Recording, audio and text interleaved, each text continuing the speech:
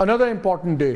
آج خیر اس ملک میں جب بھی D G I S P R کی پریس کانفرنس ہوتی ہے تو اس کو بڑے غور سے سنا جاتا ہے کہ ایک لائن کو بٹوین لائنز رادر دیکھا جاتا ہے. آج بڑی امپورٹنٹ پریس کانفرنس تھی. اس میں کچھ پریشان کن ڈیٹا بھی تھا جس میں انہوں نے بتایا کہ اس سال 32,173 آپریشنز ہوئے ٹیررسٹوں کے خلاف. وہ تقریباً 104-105 آپریشنز روزانہ بنتے ہیں. شاید دنیا کی تاریخ میں اتنی میسو آپریشنز ہمیں نظر نہیں آتے.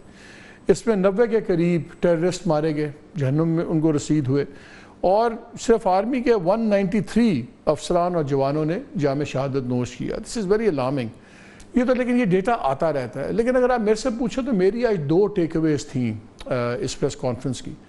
ایک تو یہ تھا کہ جب ان سے سوال کیا گیا D G I S P R سے، جنرل شریف سے، تو انہوں نے بڑا کوئی اس میں لفظ نہیں منس کیے اور بڑا کلیئر انڈیکیشن دے دیا کہ یہ عمران خان صاحب کا ٹرائل بالکل ملٹری کورٹ میں ہو سکتا ہے اور یہ لنکڈ ہے بہت حد تک جنرل فیض حمید کے مقدمات سے. کیونکہ جو انہوں نے جنرل فیض حمید کے بارے میں باتیں کیں ریٹائرڈ جنرل کے، وہ اس میں بڑا انہوں نے کلیئر کیا کہ یہ بعد میں تمام چیزوں میں انوالو ہیں، سب کچھ. اور ظاہر ہے وہ ان پہ ایک ہی الزام لگتا ہے کہ وہ پی ٹی آئی کے اور قیادت کے ساتھ تھے، اور آپ کو یاد ہے کہ یہ بہت قریبی سمجھے جاتے تھے. اور یہ بھی کہا جاتا ہے کہ former army chief general Qamar Javed Bajwa کا جب آپس میں ڈفرینسز جو سنتے ہیں ہوئے تھے جنرل فیض سے، وہ اس میں بھی شاید اس حد تک بات چلی گئی تھی کہ جنرل فیض حمید اتنے ایمبیشس تھے کہ یہ جنرل باجوہ کو ہٹوا کے خود آرمی چیف بننا چاہتے تھے، اور شاید یہیں سے ایک چیز شروع ہوئی. But that is another story. ابھی تو ہم بات کریں گے کہ آج کیا ہوا. ایک ٹیک اوے تو یہ تھا کہ بڑا کلیئر نظر آ رہا ہے کہ عمران خان صاحب کا ٹرائل ملٹری کورٹ میں ہونے کے جو ابھی تک ہم سب کو شک تھا، مجھے تو آج شک بہت حد تک ختم ہو گیا ہے، بیکاز بڑی کلیئر انڈیکیٹنگ تھی. اور میں ابھی آپ کو سناؤں گا کہ D G I S P R نے کیا باتیں کی. دوسرا جو ایک انٹرسٹنگ ڈیولپمنٹ لگی وہ یہ لگی کہ افغانستان کے بارے میں رویہ چینج ہو رہا ہے. آپ کو یاد ہے پچھلے کچھ ماہ سے ہم دیکھ رہے تھے بہت سخت بیانات آتے تھے. اور ڈیفنس منسٹر خواجہ صاحب بالکل انہوں نے بڑے 2 ٹوک الفاظ میں بہت ہیویلی کرٹیسائز کیا. فوجی قیادت نے بھی پچھلے دنوں میں بہت زیادہ کرٹیسائز کیا.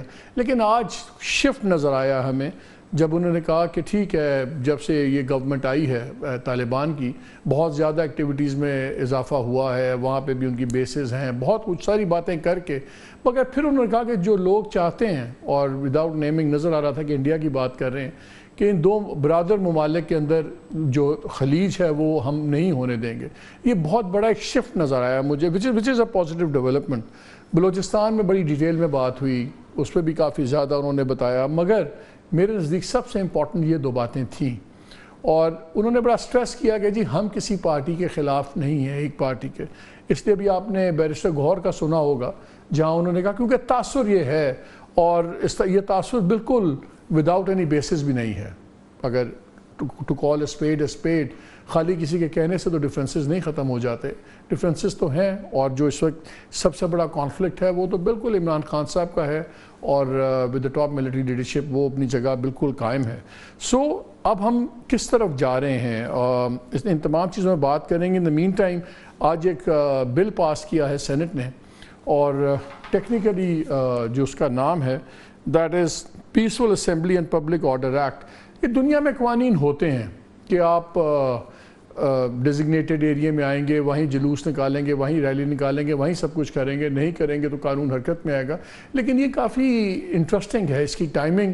نظر ایسے آتا ہے کہ گورنمنٹ ہر چیز ان پرسن اسپیسیفک قانون سازی نظر آ رہی ہے. ابھی ججز کی تعداد بڑھانے کی بات ہو رہی ہے، جوڈیشل امینڈمنٹس جتنی آئی ہیں وہ تمام لگتا ہے کہ شاید sitting incumbent chief justice Pakistan جو ہیں شاید ان کو پرولونگ کرنے کے لیے بات ہو رہی ہے. ریٹائرمنٹ ایج بات ہو رہی ہے بڑھانے کی، سپریم کورٹ کے ججز کی بات ہو رہی ہے تعداد بڑھانے کی تاکہ اسٹیکنگ ہو.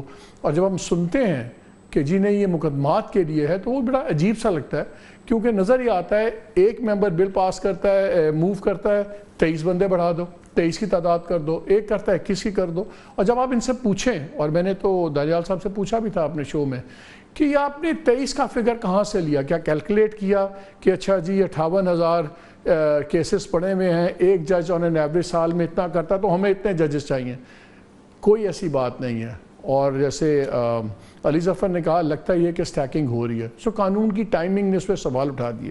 یہ جو آج قانون آیا ہے یہ بڑا انٹرسٹنگ ہے. اس کے تحت اگر کوئی انلیگل اسمبلی کرواتا ہے اور سب کو جو اس کا آرگنائزر ہے، اور آرگنائزر کی انہوں نے پوری ایک ڈیفینیشن بھی دی ہوئی ہے، ایونٹ کوآرڈینیٹر اس کو کہہ رہے ہیں، وہ لیڈر بھی ہو سکتا ہے، وہ پارٹی لیڈر ہے، واٹ ایور، جو جس کی ذمہ داری ہوگی، اس کو 3 سال کی قید ہو سکتی ہے، اور جرمانہ ہے، جرمانہ اسپیسیفائی نہیں کیا، دونوں ہو سکتی ہیں۔ لیکن انٹرسٹنگ بات یہ ہے کہ اگر وہ جرم دوبارہ کرتے ہیں، لیٹ سے ایک آدمی نے آج ایک انلیگل ریلی کروائی، سب کچھ کروایا، تو اس کو 3 سال سزا ہوگی، ساتھ جرمانہ ہو گیا۔ اگر اگلی باری وہ دوبارہ ایسا کوئی کام کرے گا تو وہ سزا 10 سال تک بھی ہو سکتی ہے۔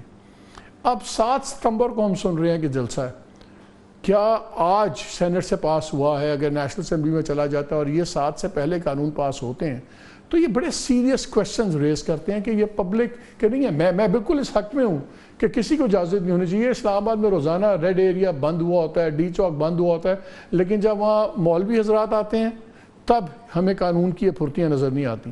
وہاں جب کوئی ریلیجس ایکسٹریمسٹ پارٹی آتی ہے، آرام سے گورنمنٹ کو سام سونگ جاتا ہے۔ وہاں پہ سرکاری ڈپارٹمنٹس کے لوگ آتے ہیں، تب بھی یہ نہیں ہوتا۔ لیکن ایک پولیٹیکل پارٹی اگر جلسہ ہے تو پھر سوالات تو اٹھیں گے۔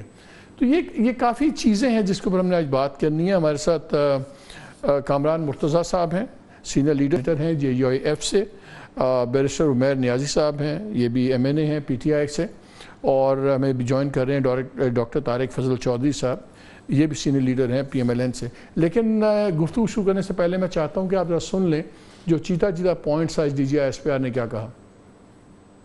گردوں اور ان کے سہولت کاروں، سیکیورٹی فورسز اور قانون نافذ کرنے والے اداروں کی جانب سے اب تک رواں سال میں 32,173 مختلف نوعیت کے انٹیلیجنس بیسڈ آپریشنز کیے گئے۔ گزشتہ ایک ماہ میں آپریشنز کے دوران 90 خوارج کو واصل جہنم کیا گیا۔ کاؤنٹر ٹیررزم کے آپریشنز کے دوران 193 بہادر افسران اور جوانان نے جام شہادت نوش کیا۔ اگر فوج میں کوئی شخص اپنے ذاتی مفادات کے حصول کے لیے کام کرتا ہے یا اپنے ذاتی فائدے کے لیے کسی ایک مخصوص سیاسی ایجنڈے کو پروان چڑھاتا ہے، کہ اگر ذاتی یا سیاسی مقاصد کے لیے کوئی بھی اپنے منصب کو استعمال کرتا ہے تو اس کو جواب دہ کریں گے۔ ٹھوس شواہد پر مبنی تفصیلی انکوائری مکمل ہونے کے بعد 12 اگست 2024 کو پاکستان آرمی نے باضابطہ طور پر آگاہ کیا کہ متعلقہ ریٹائرڈ آفیسر نے پاکستان آرمی ایکٹ کی دفعات کی خلاف ورزیاں کی۔ ان بنیادوں پر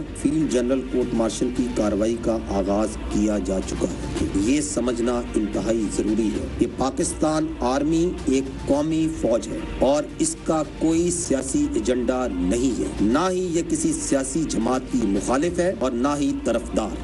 اگر فوج میں کوئی شخص اپنے ذاتی مفادات کے حصول کے لیے کام کرتا ہے یا اپنے ذاتی فائدے کے لیے کسی ایک مخصوص سیاسی ایجنڈے کو پروان چڑھاتا ہے تو پاک فوج کا خود احتسابی کا نظام حرکت میں آ جاتا ہے۔ ISI کا جو ڈائریکٹ باس ہوتا ہے وہ کون ہوتا ہے؟ آپ نے اس وقت وزیر اعظم کا ذکر نہیں کیا۔ ثبوت اور شواہد کی روشنی میں ذمہ داروں کو ان کے اعمال کا جواب دہ ہونا پڑتا ہے۔ جاری شدہ خود احتسابی کا عمل اس بات کی ایک اور دلیل ہے۔ پاک فوج میں واضح اتفاق رائے ہے کہ فوج کو بحیثیت ایک قومی اور ریاستی ادارے کے طور پر کسی بھی مخصوص سیاسی مفاد کی تکمیل کے حصول کے طور پر استعمال سے محفوظ رکھا جائے گا۔ لیفٹیننٹ جنرل ریٹائرڈ فیض حمید کیس اس بات کا منہ بولتا ثبوت ہے کہ پاک فوج ذاتی اور سیاسی مفادات کے لیے کی گئی خلاف ورزیوں کو اس قدر سنجیدگی سے لیتی ہے اور بلا تفریق قانون کے مطابق فوری کارروائی کرتی ہے۔ فوجی قانون کے مطابق کوئی بھی شخص